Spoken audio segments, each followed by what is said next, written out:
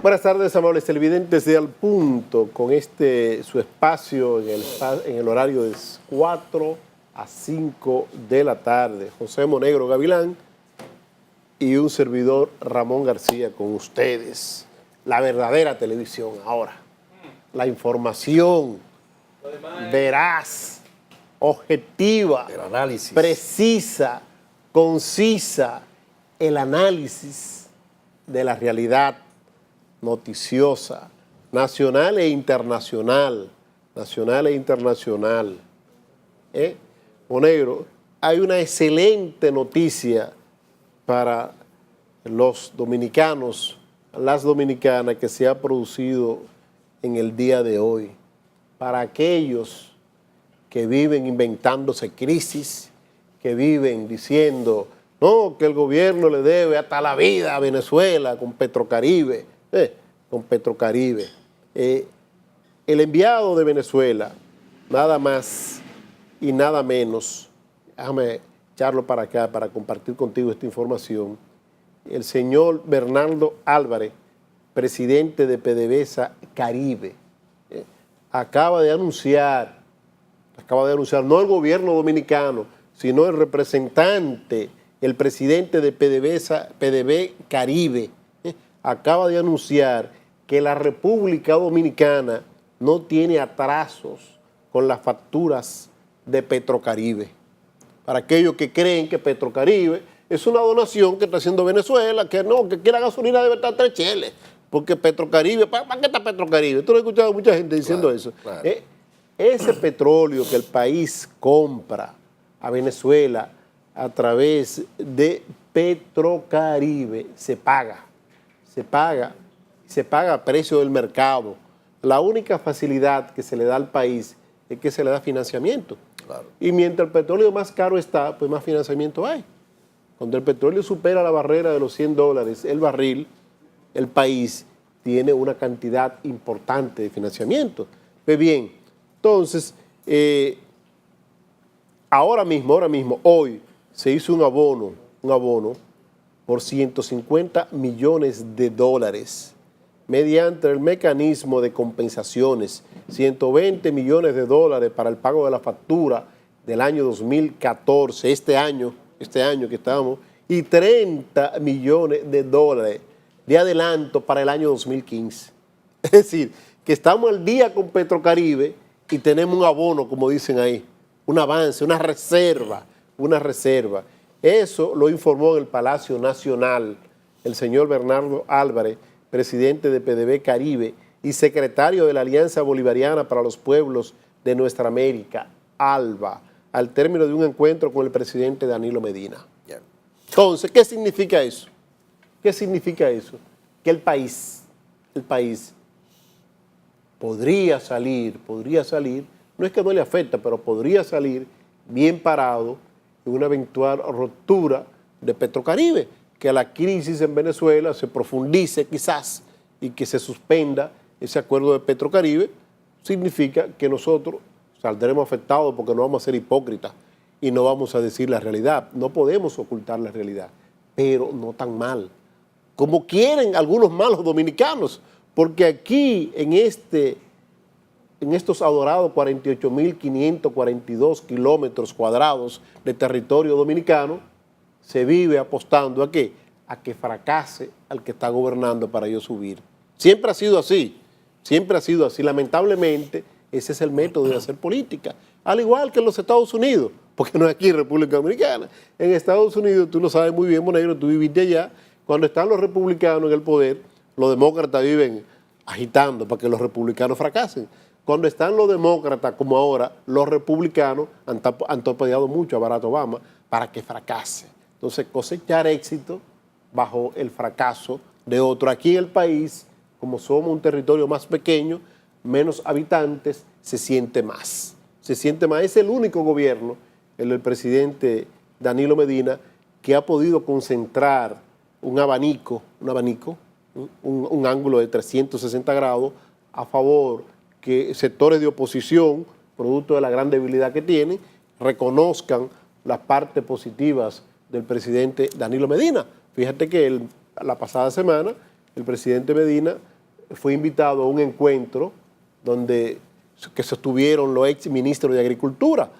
Y el ministro de Agricultura, si se quiere, más antiguo de eso que estuvo ahí, que fue el ingeniero Hipólito Mejía Domínguez, reconoció la buena labor que está haciendo el gobierno del presidente Medina en el área agropecuaria. Monegro.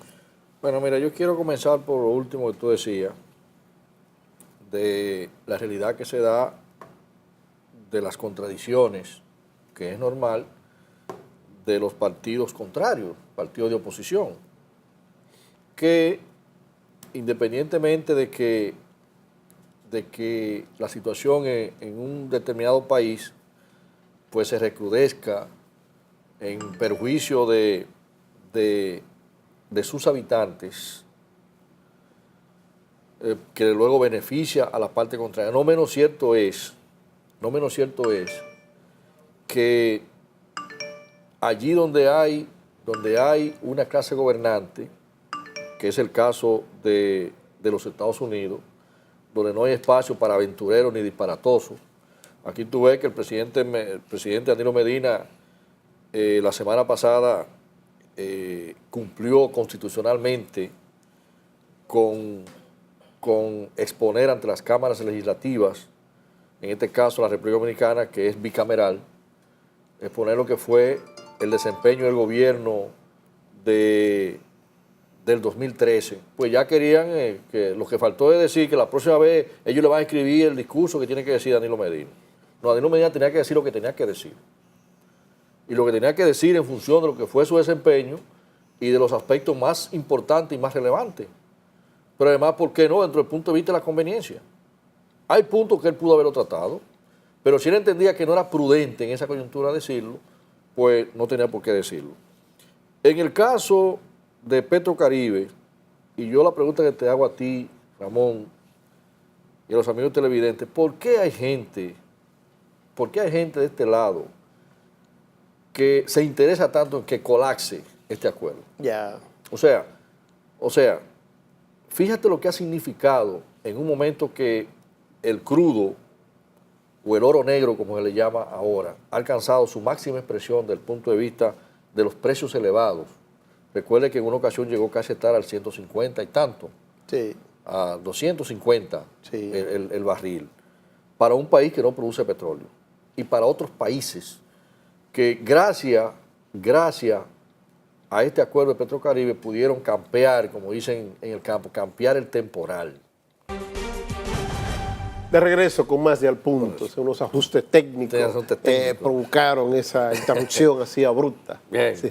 Bueno, entonces te decía, Ramón, que te pregunto a ti, le pregunto a los amigos televidentes, ¿por qué de este lado un programa solidario, un programa con un gesto latinoamericano, básicamente latinoamericanista, como esa iniciativa del presidente Chávez, para estos países como el nuestro, y decíamos ante la pausa anterior, que qué hubiese sido estos países que tienen el auxilio de este plan, de este acuerdo de Petrocaribe, en aquellos momentos en que el petróleo estuvo rondando los $250 por barril y que hoy mismo está rondando los $100 Sí. aproximadamente, para estos países que no producimos petróleo.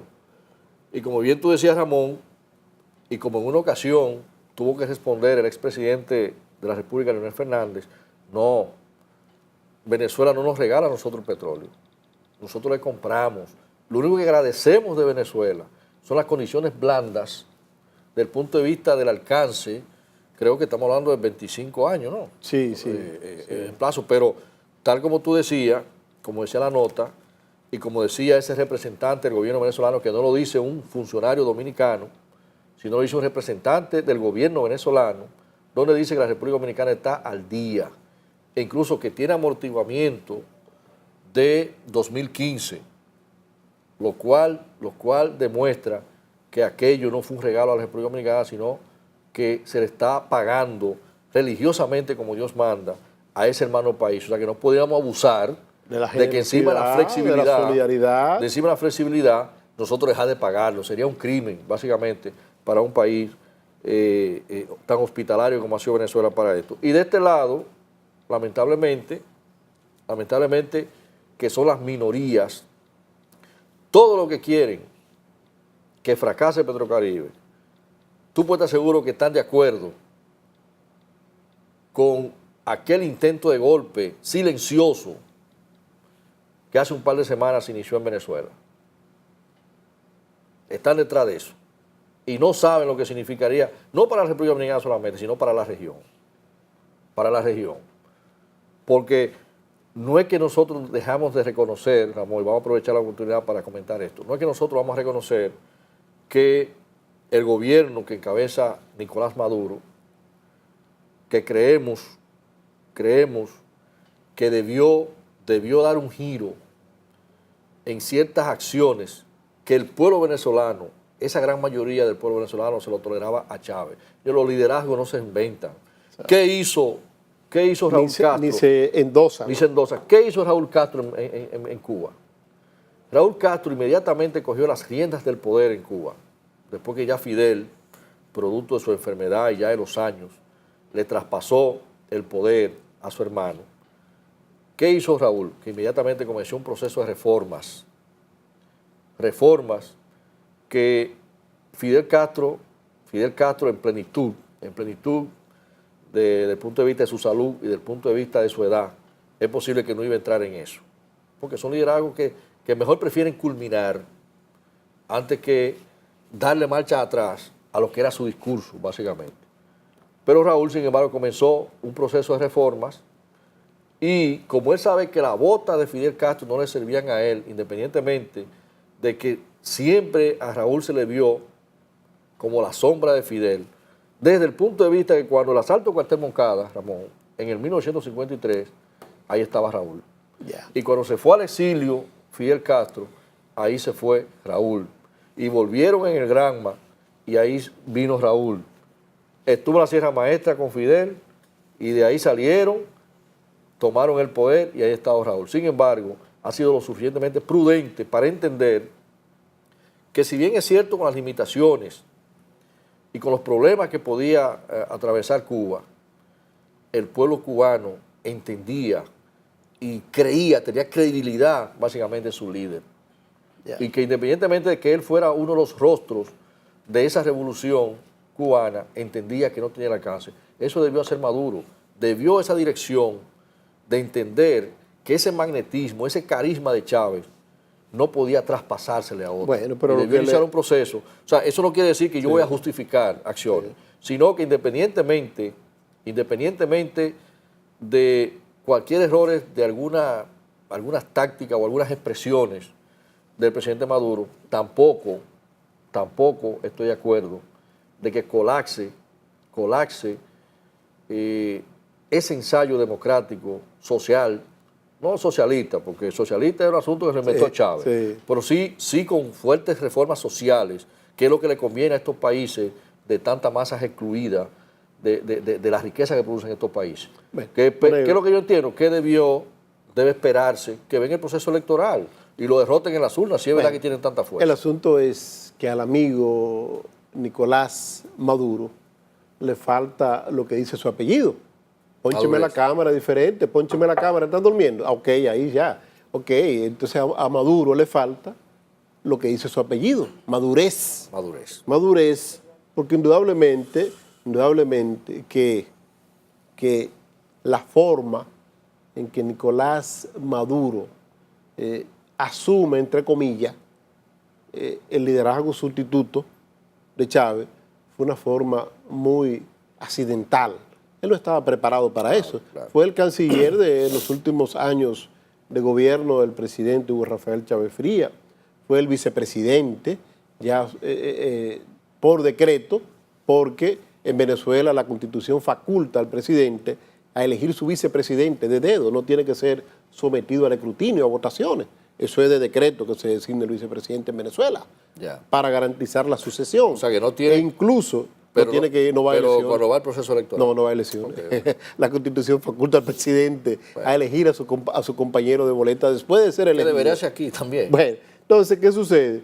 Recuerda muy bien que ya en el ocaso de los días útiles de Hugo Rafael Chávez Fría, pues se eligió se eligió a Nicolás Maduro como el sustituto natural de Hugo Rafael Chávez Frías, en violación a lo que establece la Constitución bolivariana. La Constitución de Venezuela establece que el sucesor, a falta del presidente, lo es el presidente de la Asamblea Nacional, que lo es el señor Diosdado Cabello. Y Diosdado Cabello no pudo asumir la presidencia de Venezuela en ausencia de Chávez. ¿Por qué? Porque ya Chávez había designado su sucesor, que era Nicolás Maduro, para que éste a su vez en esos días pues hiciera campaña electoral y ganara una eventual convocatoria de elecciones como se dio. Y fíjate que así fue y por eso no estaba preparado. Pero yo quiero volver aquí a la República Dominicana para tratar temas, esos son temas de mucho interés local, pero hay temas que están en el patio nuestro, en la sala y en la habitación, en el aposento, que son necesarios debatir. Ayer teníamos un invitado muy especial que agradezco la cantidad de mis seguidores en Twitter que me avisaron, me dijeron y vieron con muy positivo la intervención del doctor Fulgencio Severino aquí en el programa en el día de ayer, donde habló ampliamente sobre seguridad social y al final tomamos unos segundos para educar a la población sobre la salud cardiovascular. Pero por eso Monegro y yo no agotamos temas que están en la picota pública, en la palestra pública, como es el tema que afecta al senador Félix Bautista, el senador de la provincia de San Juan de la Maguana, el secretario de organización del Partido de la Liberación Dominicana. El senador ha sido citado ante la Suprema Corte de Justicia, la Procuraduría General de la República, para prestar declaraciones. Fue en una citación que se le hizo, nada más y nada menos que domingo 16 de febrero, acudió allí. Cuando acude, le dicen que no tienen nada concreto en contra de él y que oportunamente le van a avisar de nuevo. ¿Qué sucede? Haciendo uso de sus facultades como dominicano, como ciudadano, fíjese que no hablo como senador, sino como ciudadano ordinario, el senador Félix Bautista, el ingeniero Félix Bautista. Pero tú dices, Ramón, que lo llamaron y no lo interrogaron. No, él fue, exacto, y no lo interrogaron. No lo interrogaron para nada. Ok, muy bien, gracias, un placer verle. Le vamos a avisar cuando se tenga pues algunas evidencias concretas. Entonces, pues ahora como una forma de Honey, de seguir apretando el clavito y de querer hacer campaña política, querer hacer campaña electoral de un miembro de su propio partido, y me refiero responsablemente al ex senador de Santiago de los Caballeros, hoy Procurador General de la República, Francisco Domínguez Brito. Sigue insistiendo con un expediente que fue archivado. Fue archivado por Otoniel Bonilla, su amigo Otoniel Bonilla. Entonces, pues ya el senador Félix Bautista, haciendo uso, reitero, de sus derechos ciudadanos, le reclama a la Procuraduría General de la República que le den copia del expediente acusatorio.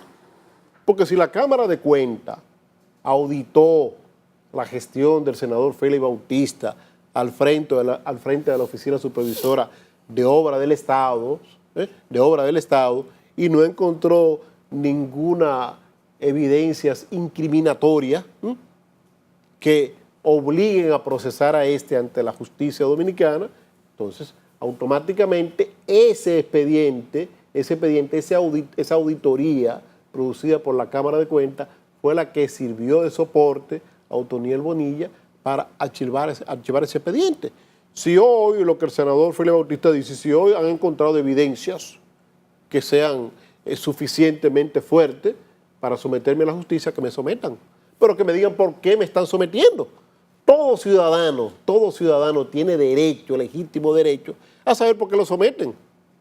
Los abogados de ese ciudadano, usted sabe muy bien, porque usted conoce mucho de justicia, usted es abogado, hay un expediente en contra mía, bueno, deme una copia del expediente, por favor, te dan tu copia, y esa copia usted la estudia, sus abogados la estudian y preparan su defensa.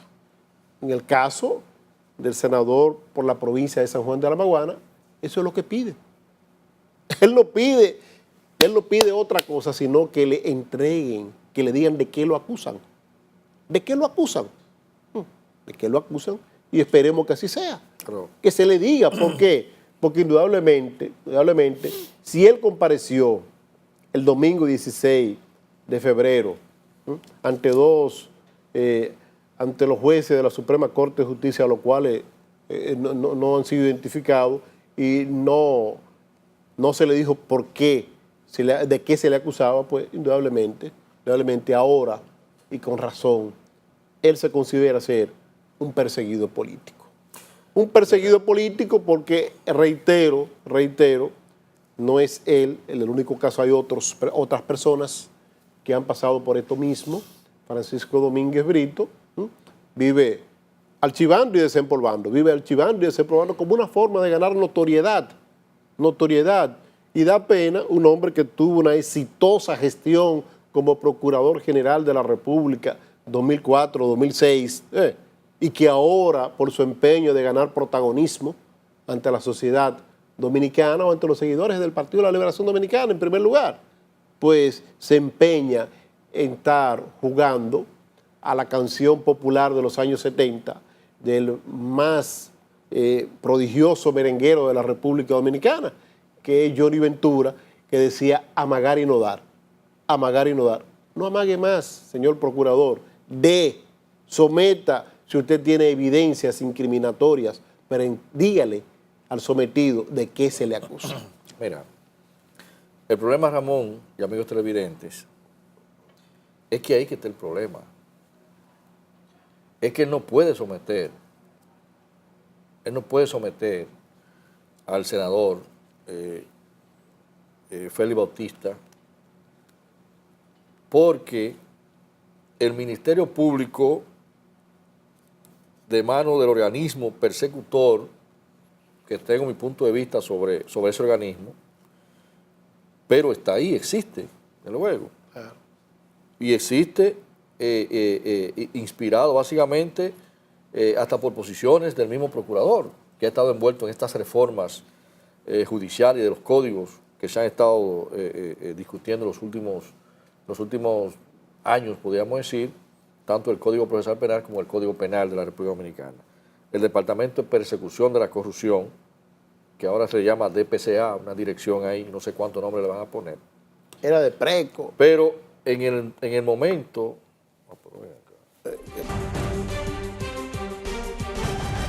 De regreso con más de Al Punto. José Monero hablaba sobre el caso del senador Félix Bautista, la Procuraduría General de la República, los expedientes que van y no van. Entonces, adelante, que yo tengo otra cosa que decir. No, lo que yo quería decir es lo siguiente. O sea, yo, desde el punto de vista de esta controversia que se ha llevado a los medios de comunicación, no tengo por qué decir si Félix Bautista, senador Félix Bautista, secretario de organización del Partido de la Liberación Dominicana, es culpable o inocente. Lo que yo sé, del punto de vista del derecho y del debido proceso, es que en la gestión de Otoniel Bonilla, que era titular del DEPRECO, cuando se le decía DEPRECO, ese expediente fue archivado, fue estudiado en toda su dimensión y fue archivado. Luego cuando viene este procurador con su equipo, Otoniel sale de circulación y el procurador instala su nuevo equipo. ¿Cuál es el camino que ha tomado esta situación? Hay otras organizaciones, creo que la DECO, ¿cómo era? La que se solicitó en una ocasión que la Suprema desempolvara, podríamos decir, ese archivo, ¿verdad? Desempolvar en el término popular quiere decir reabrir el archivo. Reabrir el archivo. El Ministerio Público tiene facultad para archivar cualquier expediente. Y si no me equivoco, lo que sí puede las partes que se entiende que es afectada, puede recurrir. Ahora, puede el Ministerio Público, yo sé que me están escuchando, me están viendo, Ramón, muchos juristas y penalistas, litigantes, puede el Ministerio Público solicitar reabrir un archivo que él mismo cerró. Ya. O sea, es una pregunta que yo dejo. ¿Puede el Ministerio Público, no importa en qué demarcación, porque el Ministerio Público es único, Puede ser en San Juan, puede ser en Elías Piña, puede ser en Higüey, puede ser en La Vega. El Ministerio Público es único. Y ahí sí va la frase de indivisible. Ya. Es único e indivisible, Sí. básicamente. Entonces, puede el ministerio, es igual que un juez, que una sentencia de otro juez en esa jurisdicción, ese juez quisiera anular una sentencia que pone en libertad a un reo, a un imputado. O sea, me explico, ¿puede hacer eso un juez? No puede hacerlo, sin agotar el debido proceso. Bueno. Entonces, yo lo que creo es que por eso aquí se desacredita la lucha contra la corrupción. Porque en vez de edificar, en vez de agotar el debido proceso, en vez de seguir hacia adelante desde el punto de vista de la prevención y desde el punto de vista de la educación laboral, legal de la sociedad dominicana, lo que pretendemos es hacer show en los medios de comunicación. ¿Y qué sucede con eso, Ramón?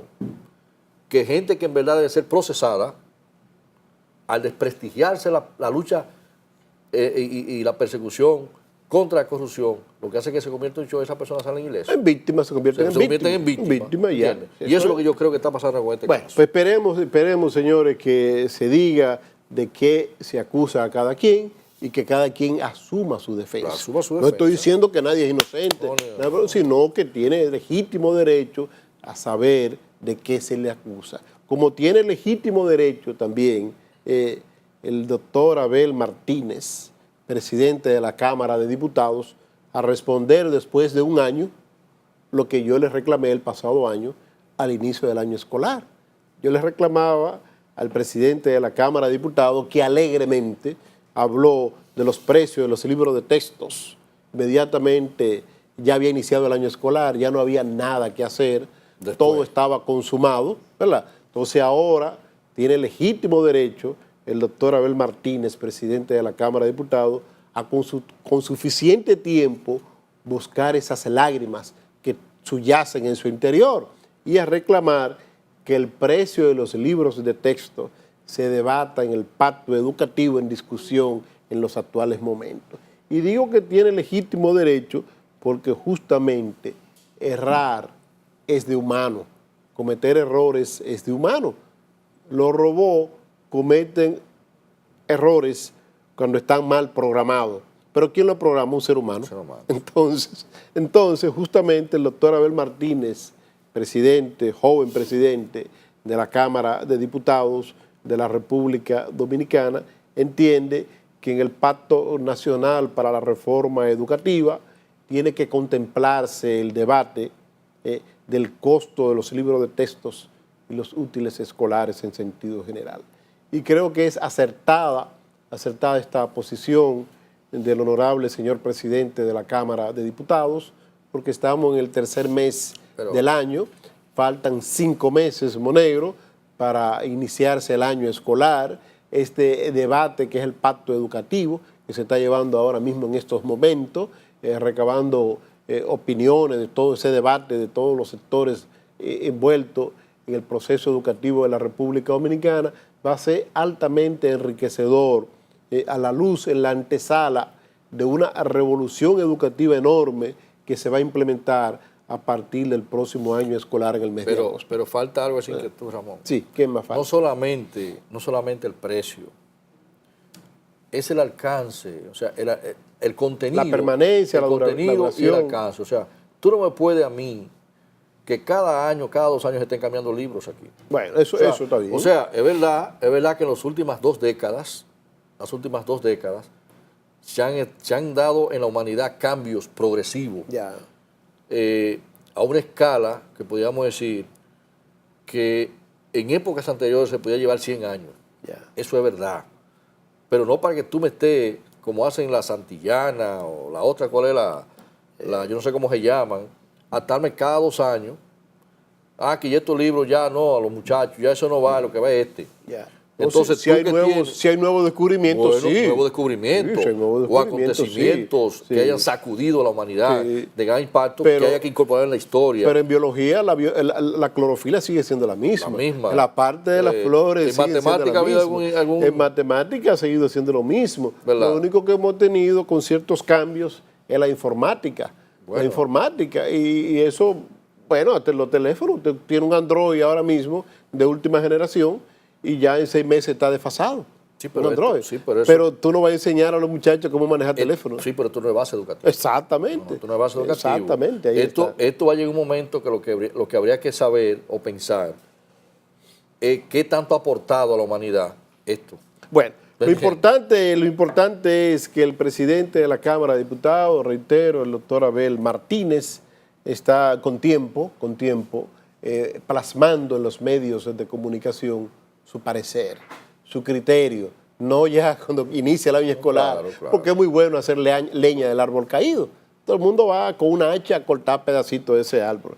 Mira, hoy en la madrugada concluyó la audiencia que se llevó a cabo en San Francisco de Macorís para conocer medidas de coerción en contra del alcalde de esta jurisdicción, el señor Félix Manuel Rodríguez Grullón, que junto a 2 funcionarios del Ayuntamiento de San Francisco de Macorís están acusados de dolo, de abuso de confianza y de otras atenuantes del Código Procesal Penal de la República Dominicana. Pues esa medida de coerción al señor Félix Manuel Rodríguez Grullón, pues se terminó de conocer ya en la madrugada. Se le impuso como medida de coerción una fianza de 5 millones de pesos a él, de 200,000 pesos, no, de 500,000 pesos a la tesorera Fiordalisa y de 200,000 pesos al encargado de nómina. Sí. Entonces, ¿qué sucede? Ese proceso, señores, no ha concluido. Ese proceso no ha concluido. Cuando se conoce medida de coerción contra una persona sospechosa de haber cometido un acto reñido contra la sociedad, pues esa medida de coerción solamente inicia el proceso de investigación para ver si existen suficientes elementos probatorios, suficiente evidencia para entonces ya someterlo al proceso ordinario de justicia. Por eso se dice, medida de coerción 3 meses, 6 meses, 1 año. Entonces ya iba a juicio a fondo. Se conoce juicio a fondo. En el caso del alcalde Félix Manuel Rodríguez Grullón, que este caso se viene conociendo desde el año 2008, se ha venido bailando. Él mismo incluso fue quien denunció actos de corrupción desde el departamento de nómina, en contubernio con la tesorería del ayuntamiento, y estaba en un proceso de investigación. Hoy escuché sorprendido a comunicadores airados que actúan y hablan a veces con el fanatismo, que pensé que lo iban a dejar preso. Yo no conozco a Félix Manuel Rodríguez Grullón, ni me interesa conocerlo, pero hay que reconocer que si se duró hasta las 3:40 de la madrugada, los jueces que estudiaban el caso no encontraron suficiente evidencia para dictar medidas de coerción bajo prisión. ¿Por qué? Porque el hombre tiene aquiescencia, el hombre tiene residencia permanente, tiene bienes en San Francisco de Macorís, y el estado natural del hombre es la libertad. El estado natural del hombre es la libertad. Entonces, lo último que usted puede mancillar en un hombre. No estoy diciendo con esto que él sea inocente, porque hay que aclarar muy bien, no estoy diciendo que sea inocente, pero la justicia continuará su agitado curso, debe continuar investigando. Si se encuentran elementos de juicios, elementos probatorios más que suficientes, primero, debe cesar en sus funciones como alcalde. Segundo, debe ser sometido ya a un tribunal ordinario de justicia, porque no va a tener jurisdicción privilegiada. Si cesa en sus funciones, porque para eso está la vicealcaldesa, que asume inmediatamente las funciones. Comunicadores de San Francisco de Macorís, no, había que dejarlo preso, había que destituirlo como alcalde. No, la justicia no es así. La justicia actúa al ritmo que debe actuar. Monegro. Mira, voy a repetir lo mismo que dije con el caso de ciertos comentaristas que cuestionaron de que el presidente Danilo Medina en su rendición de cuentas no metió tal o cual temas que ellos entendían que obligatoriamente debía el presidente Medina haberlo tocado. Eso mismo sucede con el tema legal. Aquí hay comentaristas que creen que son jueces. Aquí hay comentaristas que creen que son fiscales. Aquí hay comentaristas que son abogados. Aquí hay comentaristas que saben de deporte, que saben de todo. Y yo creo, Ramón, tal como tú decías, la prisión preventiva, que es el número 7 del 226 del Código Procesal Penal, es la máxima aplicación desde el punto de vista de una sanción que es coartar de la libertad a un ciudadano, a un imputado, porque tampoco cuando se le canta prisión preventiva no significa que sea culpable. Claro que no. Es una medida cautelar cuando se entiende que ese ciudadano o ciudadana no se va a sustraer al debido proceso o puede sustraerse al debido proceso. Pero tal como tú decías, se va a ir Félix en Yola, No. se va a ir con una peluca por la frontera. ¿Me entiendes? Además tiene impedimento de salida. No, pero ok, pero te quiero decir que es un personaje público. Claro, claro. Irse para él, óyeme, irse para Es él, declararse culpable. irse para él es peor que 5 años de cárcel, Claro. desde el punto de vista de su reputación y de su familia, porque significa que está corriendo y todo el que corre se incrimina a sí mismo. Se autoincrimina. de una Se autoincrimina. Bueno, ¿y por qué usted no enfrentó la justicia? Entonces yo creo que la justicia en esto fue condescendiente, no se ha cerrado el proceso. Ahora lo que hace el Ministerio Público es que sustenta ese expediente, si entiende que quiere darle curso, porque también el Ministerio Público, vuelvo y repito, el Ministerio Público tiene facultado para archivar un expediente.